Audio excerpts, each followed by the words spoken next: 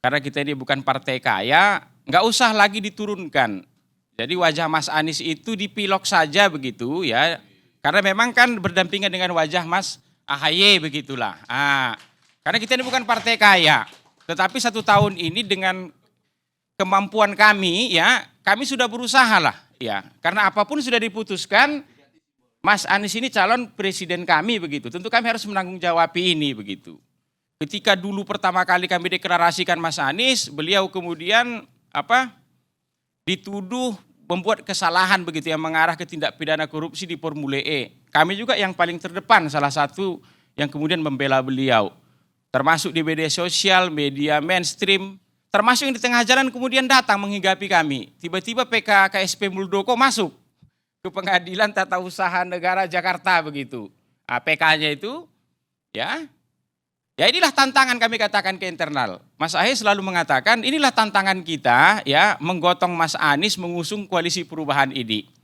Jadi ke Mas Aniesnya ketika itu ya kena juga ada akibatnya, ke kami juga ada. Inilah bagian dari tantangan mengusung beliau ini. Jadi 1 tahun ini kita sudah berusaha lah untuk secara optimal mensosialisasikan, ya, membuat acara juga untuk Mas Anies.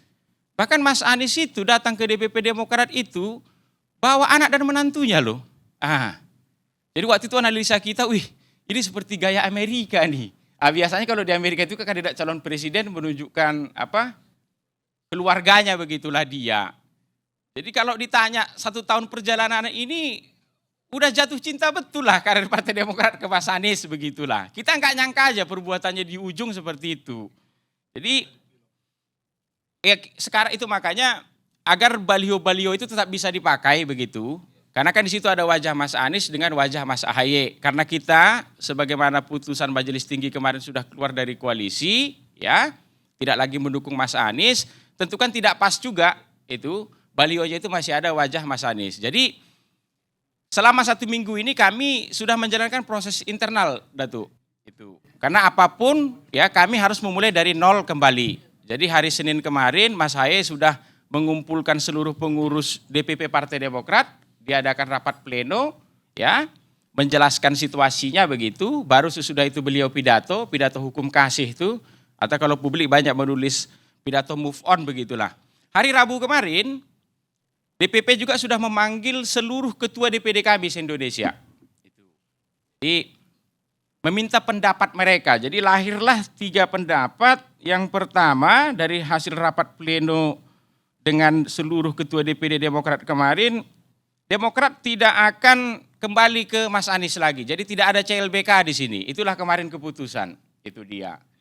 Karena seluruh DPD mengatakan kita sudah dilukai oleh beliau. Jadi kita tidak mungkin lagi akan CLBK ke Mas Anies. Syukur juga lah 1 tahun kemarin itu atas nama Kementerian Partai Politik ada tamu yang mau datang ke rumah kita tidak tolak begitu. Tiba-tiba ada kejadian pengkhianatan begini ya, kita kontak-kontak kita masih hidup lah. Sebetulnya di mana ada sisi khianat, di mana di sana ada sisi gelap, di mana itu semuanya jelas sudah. Nah di dunia politik itu sama, bahkan seharusnya harus lebih hati-hati ketimbang di aspek kehidupan lainnya. Karena dunia politik itu berdampak, apapun yang kita katakan, apapun yang kita putuskan, setiap keputusan itu tentu ada sebab musababnya, setiap pilihan ada sebab musababnya, tetapi ada satu dinamika di sini yang kita harus jaga, yaitu ada sebuah hadis yang mengatakan, Ahbib habibaka haunamma. Tapi ini saya tidak lanjutkan Arabnya, nanti seolah-olah saya lagi khutbah gitu ya. Tapi saya ingin artinya saja. Cintailah koalisimu atau kekasihmu atau kawanmu dengan cinta yang biasa, jangan berlebihan. Siapa tahu suatu saat dia menjadi musuhmu. Dan bencilah yang engkau benci atau musuhmu, siapa tahu suatu saat menjadi kawanmu. Sehingga koridornya dalam konteks ini adalah meskipun kita tidak suka, Tapi jangan sampai memberikan branding. Membranding orang hanya karena persepsi kita, hanya karena pemahaman kita yang mungkin tidak komprehensif, tidak kamil, hanya satu sisi karena kita dipengaruhi oleh emosi, ya. Kemudian membranding orang, mengatakan orang ini khianat, ini apa dan segala macam. Boleh Pak Gani, sedikit aja. Rocky Gerung. Boleh sedikit aja. Anda mau bantah? Iya sedikit. Nanti kalau dibantah saya bantah lagi. Nggak Nanti apa-apa. nggak selesai-selesai. Biasa. Pasti saya punya alasan untuk membantah. Iya nggak apa-apa, biar panjang aja biasa tuh. Enggak, jangan panjang karena ini kita udah Ini waktu sudah mau udah berakhir. habis. Ya nggak apa-apa.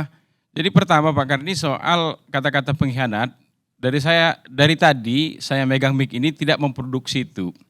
Tapi kalau harus kemudian saya mengatakan memang Anies Baswedan itu pengkhianat, itu dia. Ya saya kira Karena kan hal dipancing itu Gus nggak Coy usah kita tadi. perdebatkan lagi. Alasannya tentu kan ada. Itu dari sudut pandang kami nih, sama seperti tadi teman-teman PKB mengatakan soal pengubahan nama itu tentu dari dua sudut pandang itu. Alasan kami begitu. Karena ini kan kaitannya hubungan antara kami dengan Anies Baswedan. Itu. Jadi kalau Aniesnya hadir di sini atau juru bicara Aniesnya pas. Jadi Dia aja nggak hadir. oke, itu makanya. Makanya udah cukup. Karena dia sudah menjawab juga di publik, saya ingin meluruskan itu. Jadi ketika Mas Anies dideklarasikan oleh Nasdem di bulan Oktober menjadi calon presiden, ya, itu sesungguhnya PT 20%-nya belum terpenuhi karena ketika itu masih sendiri. Itu. Di bulan Januari, Mas Anies kemudian datang ke tempat kita, komunikasi dengan Mas AHY. Itu, ayo Mas, mari kita menjemput takdir. Bahkan tempat bertemunya pun ada. Sudah kami sampaikan dalam rilis itu di Rembang. Itu.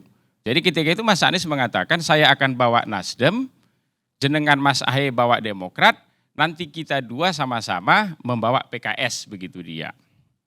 Itu makanya kemudian pasca bulan Januari itu ya, pakai kalimat waktu itu menjemput takdir. Tanggal 14 Februari kemudian kita tandangani piagam koalisi.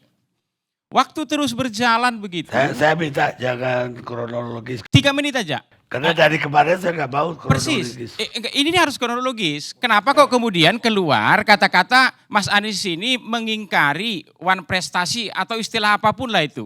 Atau pengkhianat terhadap apa yang dia katakan sendiri. Proses berjalan begitu ya.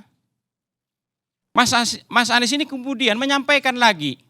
Guru spiritual saya, ibu saya ingin Mas AHY menjadi calon wakil presiden kan begitu. Ya itu yang berhak menjawabnya Anies. 2 menit. Sementara Aniesnya nggak ada di sini. Jadi silakan Mas Anies menjawab, itu dia. Saya tidak pernah nyebut ya, tetapi karena Gus Coy mancing, jenengan pengkhianat. Itu ada cukup banyak kata-kata jenengan nggak bisa dipegang. Dan Profesor publik Indonesia Rocky. harus tahu, karena kita milih presiden.